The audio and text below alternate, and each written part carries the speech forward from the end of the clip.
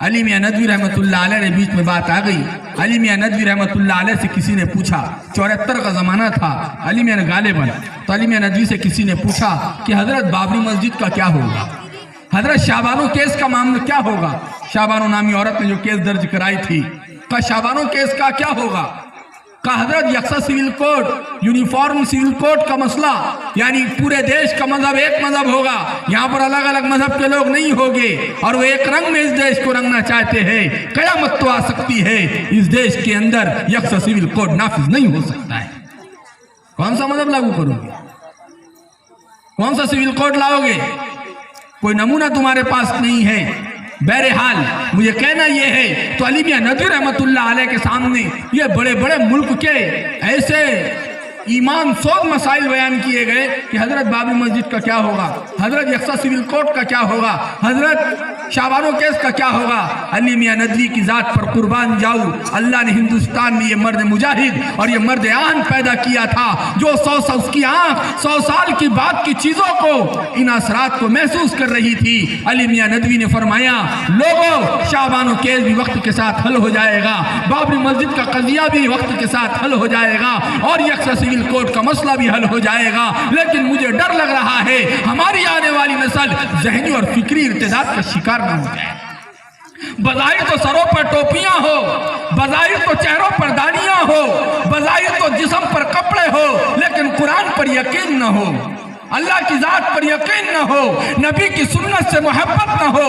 آج وہ زمانہ آیا ہے, میرے قوم کے نوجوان کو سنت پر عمل کرنے پر آر محسوس ہوتی ہے. میری قوم کا نوجوان معاشرے میں داڑھی رکھنا شرم کی چیز سمجھتا ہے. میری قوم کا سروس مین اور سروس کرنے والا ٹوپی پہن کر سروس پہ جانے کو شرم محسوس کرتا ہے. میری قوم کا نوجوان اپنے دوستوں کے سرکل میں اپنے پیجامے کو ٹخنوں کے اوپر کرنے پر شرم محسوس کرتا ہے. وجہ کیا ہے؟ وہی علی میاں ندوی نے کہا تھا کہ مجھے اپنی قوم میں ذہنی اور فکری ارتداد کا ڈر ستا رہا ہے کہ امت بظاہر داڑھی نہیں کاٹے گی, ٹوپی نہیں اتارے گی, لیکن ذہن یہودیوں کا ہو جائے گا, مزاج عیسائیوں کا ہو جائے گا. چلین سین, حتیٰ کہ میری مائیں اور بہنیں سن لے, سیریل دیکھ دیکھ کے میری قوم کی بیٹیاں, میری قوم کی مائیں گھر کا پردہ تک بھی سیریل میں دکھائے جانے والے گھروں کے اور دروازوں کے پردے تک بنا رہی ہیں.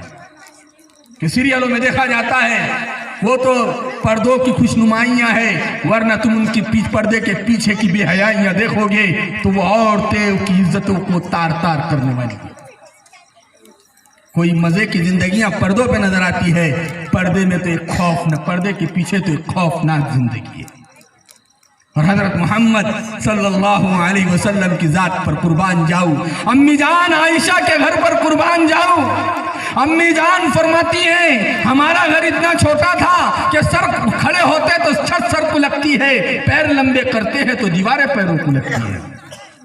لیکن آج میرے دوستو گھر کی وسعت پر بولنا نہیں ہے, لیکن میں ایک بات یہ بتانا چاہتا ہوں کہ ہم ذہنی اور فکری طور پر کیسے بک چکے ہیں. ہمارے سودے ہو چکے ہیں اور گھر گھر موبائل ہو گئے. اب تو شیطان بھی آرام کر رہا ہے. پہلے تو ایسا ہوتا تھا کہ الٹی چھتری لگاؤ, اینٹینے لگاؤ اور کیبل لگاؤ, اب کچھ نہیں ہے. سب ایسا ہو گیا, گھر بیٹھے سارے پروگرام اب پہنچا دیے گئے اور بہکانے کے آلات ہماری نسل کے ہاتھوں میں تھما دیے گئے. میں آپ کو ایک بات بتاؤں, دنیا میں سب سے زیادہ ذلیل قوم کون سی ہے؟ انسان بحیثیت انسان ہونے کے اللہ کی نظر میں بڑا محبوب ہے, لیکن قرآن کریم نے سب سے زیادہ رذالت اور خباثت اگر کسی قوم کی بیان فرمائی ہے وہ یہودیوں اور عیسائیوں کی بیان فرمائی ہے. وَلَن تَرْضَىٰ عَنْكَ الْيَهُودُ وَلَا النَّصَارَىٰ حَتَّىٰ تَتَّبِعَ مِلَّتَهُمْ قُلْ إِنَّ هُدَى اللَّهِ هُوَ الْهُدَىٰ وَلَئِنِ اتَّبَعْتَ أَهْوَاءَهُمْ بَعْدَ الَّذِي جَاءَكَ مِنَ الْعِلْمِ مَا لَكَ مِنَ اللَّهِ مِنْ وَلِيٍّ وَلَا نَصِيرٍ. کہ اللہ کا قرآن کہہ رہا ہے اے محمد صلی اللہ علیہ وسلم, یہ یہودی ایسے ہے, یہ عیسائی نصرانی ایسے ہے, یہ آپ سے راضی نہیں ہو سکتے. صرف ایک کنڈیشن پر یہ آپ سے راضی ہوگے کہ آپ ان کی مذہب کو قبول کرتے ہیں. بس یہ کنڈیشن قرآن بیان کرتا ہے. تو میرے دوستو وہ یہودی فرسٹ کلاس یہودی, یہودیوں میں بھی 3 کیٹیگریاں ہیں, فرسٹ کلاس یہودی, سیکنڈ کلاس یہودی اور تھرڈ کلاس یہودی. تو جو فرسٹ کلاس یہودی ہے نا, وہ اپنے بچوں کو 18 سال تک موبائل ہاتھ میں نہیں دیتی. کتنے سال تک؟ ان کے بچے جانتے بھی نہیں موبائل چلانا. 18 سال تک.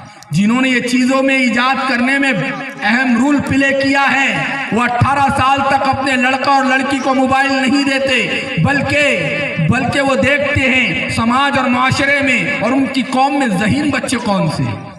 ان ذہین بچوں کو اٹھایا جاتا ہے اور ان کی پرورش ان کی گورنمنٹ کرتی ہے. اعلیٰ سے اعلیٰ چیزیں ان کو مہیا کرائی جاتی ہے اور ان کی پرورش کی جاتی ہے، اور ان میں سب سے ذہین بچوں کو قرآن کی تفسیر پہ لگایا جاتا ہے، حدیث پر لگایا جاتا ہے، نبی صلی اللہ علیہ وسلم کی سنت پر ریسرچ کرنے پہ لگایا جاتا ہے. اور پھر اسلام سے کہاں شک پیدا کر سکتے، اسلام میں شک اور شبہات پیدا کرنے کے سراغ تلاش کیے جاتے ہیں، اور جو چیزیں ان کو فائدے کی ملتی اس پر ریسرچ کر کر یہ آگے بڑھ جاتے ہیں.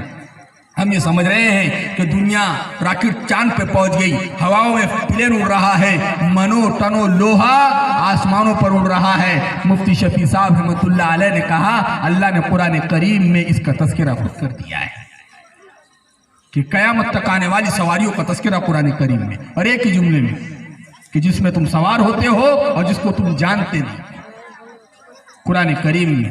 تو میرے دوستو قرآن کریم ہی سے ساری چیزیں لی گئی، نبی کی شریعت ہی سے ساری چیزیں لی گئی، نبی کی سنت ہی سے ساری چیزیں لی گئی اور اس پر ریسرچ کیا گیا. اور ایک ہم ہیں پیدائشی خاندانی مسلمان، نبی کے ماننے والے اپنے نبی کی شریعت سے دور ہو رہے ہیں. تو میرے دوستو یہ وہ بچے ہیں، ان کی پرورش کر لو، اپنی نسل کا سودا ہونے سے بچا لو، اپنی نسل کے ایمان کے تباہ ہونے سے بچا لو، اپنی بیٹیوں کو بے حیا بننے سے بچا لو، اور دنیا کی ماڈرنیت کی طرف نہ دیکھو، دنیا کی طرف شور شغب کی طرف نہ دیکھو، دنیا کی چمک دمک کی طرف نہ دیکھو. قسم خدائے پاک کی میرے دوستو یہ دنیا کی چمک دمک دھوکہ ہے، اس کے پیچھے بڑی خوفناک دنیا ہے، تباہی اور بربادی ہے. سکون ہے تو حضرت محمد صلی اللہ علیہ وسلم کی پاکیزہ زندگی میں، سکون اور اطمینان ہے تو حضرت نبی کریم صلی اللہ علیہ وسلم کی پاکیزہ زندگی میں. میرے دوستو اس نسل کی آبیاری کو، نسل کو بچاؤ. تو میں طلاق کی بات کہہ رہا تھا، طلاق کا ایک مسئلہ آیا، ٹی وی چینلوں پر دکھایا گیا تو اس میں یہ بتایا گیا کہ ہاں طلاق مسلمان عورتوں پر ظلم ہے. اچھا جی، ہم سے زیادہ تم جانتے ہو یہ مہیلاؤں پر اتیاچار ہے. قرآن نے تو سب کو واضح کر کے بیان فرما دیا.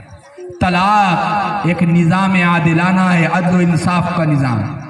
بالفاظ دیگر آسان لفظوں میں سمجھو، جس طرح شادی محبت سے کی تھی، اگر نباہ نہیں ہو رہا ہے تو محبت سے الگ ہو جاؤ. یہ طلاق کا آسان مفہوم. اگر محبت سے کیا کی تھی، اب نباہ نہیں ہو رہا ہے تو محبت ہی سے الگ ہو جاؤ. اب سوال یہ ہے اگر میاں بیوی کا نباہ نہیں ہو رہا ہے، اب ایک طرف یہ بتایا جاتا ہے کہ طلاق کا حق صرف شوہر ہی کو ہے. طلاق کا حق کس کو ہے؟ صرف بیوی پر. کتنا بڑا ظلم ہے یہ مرد جب چاہے واٹس ایپ پر، خط کے ذریعے، موبائل کے ذریعے طلاق دے دیتے ہیں. تو اب بتاؤ سیدھا سادہ آدمی سمجھتا ہے، سیدھے سادھے لوگ سمجھتے ہیں ہاں یہ عورت پر بڑا ظلم ہے. حالانکہ شریعت نے عورت کو خلا کا حق دیا ہے کہ اگر اس پر ظلم ہو رہا ہے اور وہ نہیں رہنا چاہتی ہے سمجھانے کے بعد بھی تو وہ اپنے شوہر سے خلا کر سکتی ہے، اس کو بھی حق کا خلا حاصل. لیکن بہرحال اگر طلاق کا نظام غلط ہوتا میرے دوستو، ہم پوچھنا چاہتے ہیں اسلام یہ کہہ رہا ہے، اسلام کی نظر میں چاہے مرد ہو یا عورت ان کی جان بڑی قیمتی ہے. ان کی جان کیا ہے؟ قیمتی ہے. انسانی جان کا احترام اسلام سکھاتا ہے، چاہے کسی کی بھی جان ہو. اسلام انسانی جان کا تقدس اور تحفظ سکھاتا ہے. اگر کوئی انسان کسی پر ظلم اور اتیاچار کر رہا ہے، مسلمان کی بات نہیں، کوئی انسان کسی انسان پر، ظالم کسی بھی مذہب کا ہو، مظلوم کسی بھی مذہب کا ہو، اللہ کی مدد مظلوم کے ساتھ آتی ہے، چاہے وہ اللہ کا نہ ماننے والا ہو. اللہ کے نزدیک ظلم کے باب میں مذہب نہیں دیکھا جاتا. اللہ کے نزدیک ظلم کے باب میں ظالم اور مظلوم کے معاملے میں ظلم کو دیکھا جاتا ہے کہ ظلم کون کر رہا ہے. اس لیے اللہ کے نبی نے فرمایا، روایت میں ہے کہ اللہ کی مدد ظالم کے ساتھ نہیں ہے، مظلوم کے ساتھ ہے. تو بہرحال میں کہنا یہ چاہ رہا تھا، اب نکاح ہو گیا، اب اگر میاں بیوی میں نباہ نہیں ہو رہا ہے تو سوال یہ ہے کیا کیا جائے؟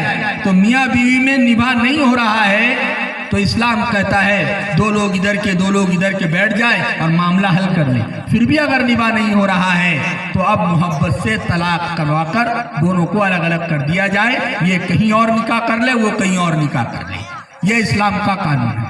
لیکن دوسرے مذاہب میں بتاؤ، پتی اور پتنی میں نباہ نہیں ہو رہا ہے تو تمہارے نزدیک سجاؤ کیا ہے؟ پھر وہی ہے کہ بیوی کو جلا دیا، اسٹو کو بھڑکا دیا، گیس کو بھسٹ کر دیا، اور پھر وہ اخباروں کی زینت بنی اور پھر ایک انسانی جان ضائع ہو گئی۔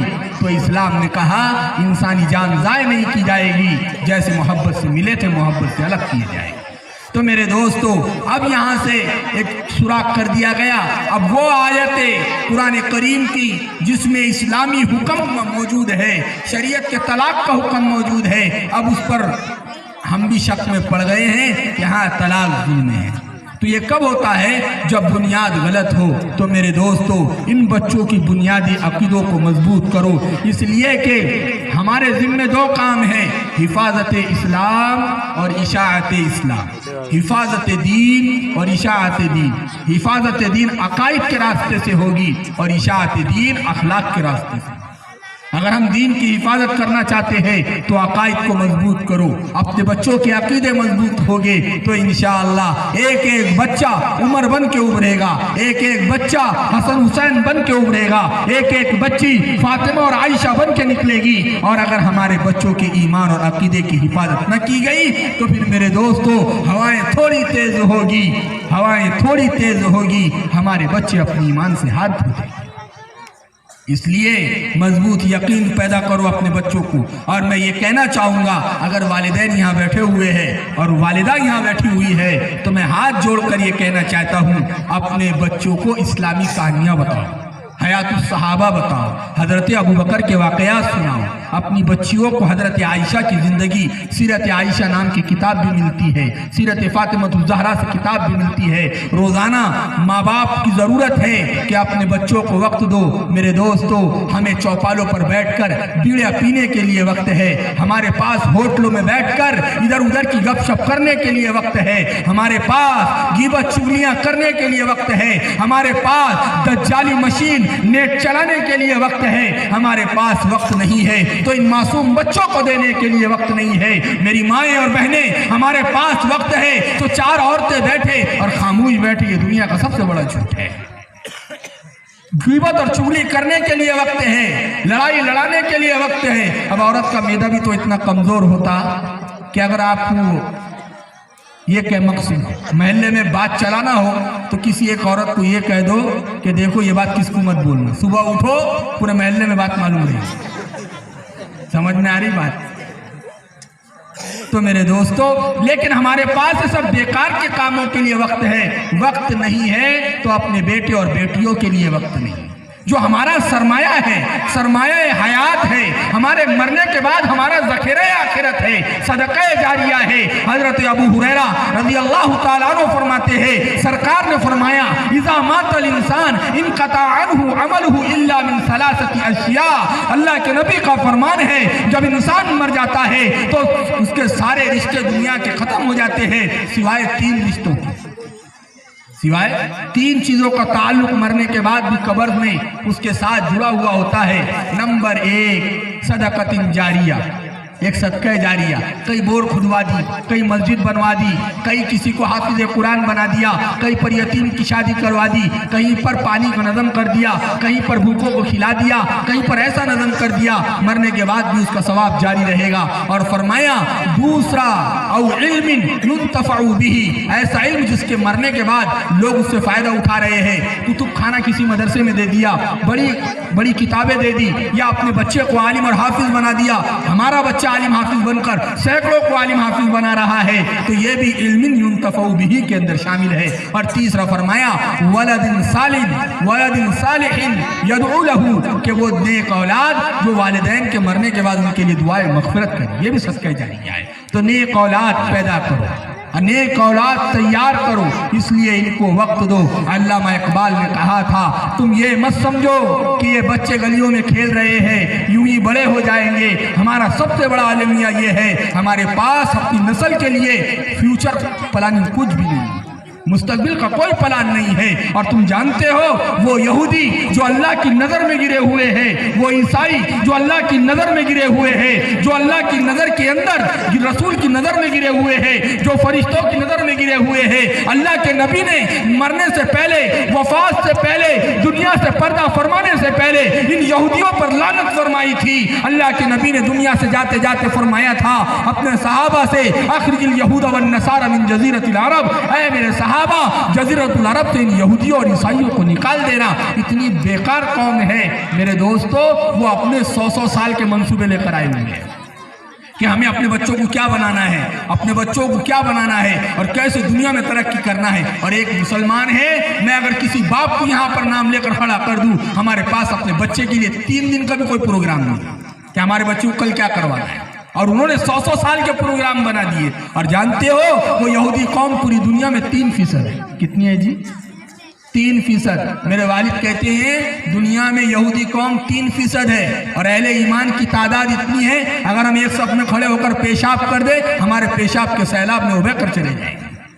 لیکن پوری دنیا میں کنٹرول ہے ان کا، اکنامک پر ان کا کنٹرول، معاشرت پر ان کا کنٹرول، مارکیٹنگ پر ان کا کنٹرول، نیٹ پر ان کا کنٹرول، ویب سائٹ ان کی، ہر چیز ان کی، تعلیمی ادارے ان کے، میڈیکل کالج ان کے، سائنسی ادارے ان کے، ہر چیز میں ان کے لوگ آگے ہیں، اس لیے کہ وہ اپنی زندگیاں اپنے بچوں پہ صرف کر رہے ہیں، اپنے بچوں کو تیار کر رہے ہیں۔ میرے دوستو، آج اگر تم یہ چاہتے ہو کہ ہم دین کی صحیح ترجمانی کریں، بچوں پر توجہ دو، بچوں پر غور و فکر کرو، بچوں کے کھیلنے کودنے کو نظر انداز نہ کرو۔ میرے دوستو، ایک کتاب ہے عربی کی، اس کا اردو میں ترجمہ ہوا ہے، اس میں لکھا ہے، ابن جوزی نے لکھا ہے کہ اگر 3 بچے کھیل رہے ہیں، اگر کیا ہے، اور اس میں سے ایک بچہ یہ کہہ رہا ہے، دیکھو بچوں کے جملوں پر بھی غور کیا کرو، ہمارے بچے بات کیا کر رہے ہیں۔ ایک بچہ کہہ رہا ہے میں کس کے ساتھ کھیلوں، میں کس کے ساتھ کھیلوں، تو سمجھنا یہ بڑا ہو کر دوسروں کا محتاج بنے گا۔ یعنی بچپن کے جملے پر یہ غور و فکر کہتے ہیں ابن جوزی کہ اگر بچہ یہ کہے کہ میں کس کے ساتھ کھیلوں، مطلب یہ بچے کی ذہنیت تیار ہو رہی ہے، یہ آگے چل کر دوسرے کا محتاج بن کے زندگی گزارے گا، یہ خود کے پیروں پر کچھ نہیں کر سکتا۔ اور اگر کوئی بچہ کھیلنے میں چلو آؤ میرے ساتھ کھیلو، سمجھ لو یہ بچہ آگے چل کر قوم کا قائد بنے گا۔ یعنی بچوں کے کھیلنے کے جملوں میں ان کے بھوشیہ اور مستقبل چھپا ہوا ہے، اس لیے کہ جو بچہ جس انداز سے پرورش پاتا ہے ویسے ہی حرکات و سکنات کو ظاہر کرتا ہے۔ اور ہم سمجھ رہے ہیں اب ہمارے بچے گالیاں دیتے ہیں، اب کیا بنیں گے تم سوچو۔ اب ابا بھی پتے کھیل رہے ہیں، بچہ لٹکن لے کر تھیلی لے کر کنارے پر کھڑا ہوا ہے، ابا پیے ہوئے بھی ہے اور پتے بھی ہاتھ میں، بچہ کہہ رہا اماں نے روٹی، اماں گھر کو بیٹھے ہوئے ہیں، صبح سے کچھ نہیں پکایا رہی، ابا پتے کھیلنے میں لگے، ابا شراب پینے میں لگے ہوئے ہیں۔ ایک تو بچے کو ماحول تعلیم نہیں ملی، دوسرا ابا ایسی حرکت کر رہے، تیسرا جب ابا گھر کو گئے تو ابا نے نشے کی حالت میں اماں کو مارے، بچے نے دیکھا اب ماں باپ کی لڑائی ہو رہی ہے، اب ماں بھی اپنے شوہر سے یعنی بچے کے باپ سے مزدوری کر رہی ہے، اور باپ بھی اپنے ماں بیوی سے لڑ رہا ہے، اور یہ بچہ اس ماحول میں پروان چڑھ رہا ہے۔ اب ہم امید رکھتے ہیں نہیں 2 گھنٹے مکتب میں بھیج دو، اقرا مکتب میں، وہ حافظ عبدالعظیم اس کو جنید بغدادی بنا کے بھیجیں گے۔ 22 گھنٹے کا ماحول تو گالی گلوچ کا دیا، 22 گھنٹوں کا ماحول تو شراب نوشی کا دیا، 22 گھنٹوں کا ماحول تو بے حیائی کا دیا، اور ہم بیٹیوں کے بارے میں بیٹھے ہیں کہ یہ فاطمۃ الزہرا کی چاہنے والیاں بنیں گی اور یہ عائشہ کی چاہنے والیاں بنیں گی۔ نہیں، یاد رکھنا میرے دوستو، اگر ہمارے بچے اس انداز میں پرورش پا رہے ہیں تو ہمیں ڈر ہے اس بات کا کہ آج ہی سمجھ لو یا تو ہم اپنے گھروں میں اپنے دشمنوں کو پال رہے ہیں یا ہم اپنے بچوں کی تباہی کا سودا کر رہے ہیں۔ خدا را اگر شراب پیتے ہو چھوڑ دو، خدا را اگر پتے اور جوئے کھیلتے ہو چھوڑ دو، خدا را اگر گھروں میں گالیاں دیتے ہو چھوڑ دو، ورنہ یاد رکھنا یہ آنے والی نسل، آج یہ معصوم بچہ ہے تمہیں معاف نہیں کرے گا، وہ یہی کہے گا میرا باپ شرابی تھا हमें न पढ़ाया। मेरी माँ बेहया थी, मेरी फिक्र न की। वो यही कहेगा मेरा बाप जुआरी था, मेरा बाप बेहया था, मेरी माँ बेहया थी। ये बच्चे और बच्चियां आगे चल के ताना देंगी। और याद रखना, अल्लाह के नबी ने फरमाया वलदिन सालिहिन यदू लहू, मरने के बाद जब औलाद दुआ करती है अल्लाह वालिदैन की मग़फ़िरत कर दिया करते हैं। अगर हमारे मरने के बाद हमारे ही नक्शे कदम पर हमारे बेटियां और बेटे चलते रहे और वो भी शराबी और कबाबी बनते रहे तो हमारे भी कब्र में ये साले सवाब आते रहेगा। पहले तो एक फटका बैठता था, अब बच्चों की वजह से उसमें इजाफा हो गया। तो मेरी बात, अल्लाह के लिए अपने बच्चों पे तरस खाओ। इन मासूम बच्चों के चेहरों को कभी देखा करो कि इनका भविष्य क्या होगा, इनका मुस्तकबिल क्या होगा। अब सवाल ये है, बात तो बहुत लंबी हो रही है, बस 5 मिनट और चाहता हूँ। तो अब बहुत सारे लोग ये सोच रहे होंगे यार हम तो रिक्शा चलाते, हम तो कटला चलाते, हम तो ईंटों के भट्टों पे जाते। बहुत सारी माएँ ये सोच रही होगी मैं तो फुला के घर पे बर्तन धोकर गुजारा करती हो। बहुत सारी माएँ ये सोच रही होगी कि मैं तो खेतों में काम करने जाती हूँ तो मेरे घर का गुजारा होता है। मेरे दोस्तों याद रखो, अगर अल्लाह ने तुमको शौहर बनाया है, मोहम्मद अरबी की जिंदगी देखो कि वो बहैसियत शौहर आयशा रज़ी अल्लाह तआला अन्हा के साथ कैसा रहते थे। अगर तुम्हें अल्लाह ने किसी की बीवी बनाया है तो ये देखो कि वो आयशा अम्मी जान वो अल्लाह के नबी की बीवी थी, वो अल्लाह के नबी के साथ कैसा रहती है। हमारे लिए नमूना मौजूद है। अगर कोई बाप है वो फातिमा के बाप को देखे, अगर कोई बेटी है तो वो फातिमा की जिंदगी को देखे, अगर कोई बेटा है वो हसन हुसैन की जिंदगी को देखे। मेरे दोस्तों सीरत की जिंदगी में, अल्लाह के नबी की सीरत में और सहाबा और सहाबियात की सीरत में ये सारी जिंदगी के गुजारने के तरीके मौजूद है। अब सवाल ये पैदा होता है यार हम तो गरीब हैं, हमने क्या एजुकेशन देना है। देखो आज नियत करो हम एक वक्त कम खाएंगे, एक वक्त खाएंगे, बच्चों को जरूर पढ़ाएंगे। पहले नंबर पर दीन, दूसरे नंबर पर दुनियावी तालीम। हमको बच्चों को दीन प्लस दुनिया बनाना है। अब यही नहीं कि तस्बीह दे दिए और मुसल्ले पे बिठा दिए और इशराक तक बच्चा घर को ही नहीं, तो कहा क्या कि डॉक्टर मत बनो, इंजीनियर नहीं नहीं नहीं नहीं। इस्लाम कहता है, इस्लाम तो कहता है कि तुम अच्छे से अच्छा इंसान बनो। अब अगर कोई इंसान, कोई बच्चा डॉक्टर बन के माशरे और समाज में गया और उसने गरीबों की मदद की, धर्म देखे बगैर उनकी खिदमत करने का जज्बा पैदा हो गया, समाज देखे बगैर कि क्या हिंदू, क्या जैन, क्या दलित, क्या ईसाई, क्या ब्राह्मण, आओ सब एक अल्लाह के बंदे हैं, मैं सारे इंसानियत और सारी मानवता की सेवा करूंगा सिर्फ इंसान होने के नाते। बताओ तो ये भी तो इबादत है, ये भी तो क्या है, इबादत है। जिस तरह 2 रकात नफिल पढ़ना इबादत है, ये भी इबादत है। मैं भूखों को खाना खिलाऊंगा, ये नहीं देखूंगा आने वाला कौन से समाज से है, भूखा है तू मेरा खाना खा ले। मेरे दोस्त ये भी तो इबादत है। कोई नंगा है मैं तुझे कपड़े दे दूंगा, तेरा समाज कुछ और हो, तेरा धर्म कुछ और हो, मैं तुझे कपड़े पहनाऊंगा। मेरे दोस्तों अब सवाल ये है कि माँ बाप सोच रहे गरीबी का शिकवा कर रहे हैं। मैं आपको बताऊं सीरत में ये भी वाकया मौजूद है, हमारे पास भी तो इतना मौजूद है कि अगर 2 दिन आखिरी दर्जे में 2 दिन अगर कोई कमाने के लिए न जाए तो इसमें कोई ऐसा है कि उसका चूल्हा नहीं जलेगा? कोई है ऐसा? हमारे तो अल्लाह का फजल है, हमारे गलियों में घूमने वाले कुत्ते और बिल्लियां भी घरों के सामने पड़ा हुआ उतरा हुआ खाना देखकर सूंघते और आगे निकल जाते। उनको मालूम है आगे अच्छा मिलता, उनको यकीन है नहीं है? बताओ होता नहीं होता? अब जानवर भी नखरे कर रहे हैं और सहाबा के दौर में इंसानों को नहीं मिलता था। हजरत बिलाल हबशी रजी अल्लाह ताला गुलाम ज़ादे, क्या है वो लोग? मैं गरीबों पर से एक बात कह रहा हूँ, लोग गरीबी को बड़ा बोझ समझते हैं। अल्लाह के नबी से मेरे दोस्तों आपने फकीरी में बादशाही की है, आपने बेताज बादशाही की है। अल्लाह के नबी का घर ऐसा घर था कि 2-2 महीने गुजर जाते, अम्मी जान फरमाती है चूल्हा नहीं जलता था। पूछा किस पर गुजारा करती? फरमाती अस्वदैन 2 काली चीजों पर खजूर खा लेते और पानी पी लेते। मेरे दोस्तों बताओ इत्तेफाक किसी के घर पर आए अभी है कोई इसमें कि मेरे घर में 2 महीने तक फाका है, चूल्हा नहीं जला या मैं खजूर खाकर गुजारा कर रहा हूँ? मेरे दोस्तों दुनिया में एक फलसफा ये भी दिया गया कि ये जनरेशन बढ़ रही है, तादाद बढ़ रही है, इसलिए भूखमरी आ रही है। अजीब बात है, یہ بھی ایک ایسا فلسفہ ہم کو پڑھایا جا رہا ہے. تو دنیا کے مادیت پرست انسان جو کہتے ہیں ہم دو ہمارے دو، وہ بھی ان باتوں میں آ گئے. فیملی پلاننگ کرنے والے، ہاں جنریشن بڑھ رہی ہے اس لیے بھوکمری بڑھ رہی ہے. بتاؤ آزادی کے وقت جتنے اب مسلمان ہیں نا، جتنی تعداد ہندوستان کی اب ہے، آزادی کے وقت 33% مسلمان تھے. کتنے؟ 33%. ابھی جتنی آبادی ہے. لیکن اس وقت ٹاٹ کے کپڑے پہنتے تھے، لوگوں کے پاس پیسہ نہیں تھا، دال کھاتے تھے. اور کسی کے گھر میں ہمارے دادی سناتے تھے کہ کسی کے گھر میں اگر دال پر گھی ڈال کے کھایا جاتا تھا تو کہتے تھے یہ مالدار ہو گئے. سمجھ میں آ رہی بات؟ اور مرغے مسلم گوشت کا تو تصور ہی نہیں. کوئی بڑا مہمان آیا تو جب گوشت بنتا تھا وہ بھی چکن. سمجھ میں آ رہی بات؟ وہ بھی ایک پاؤ لاتے تھے اور 8 لوگ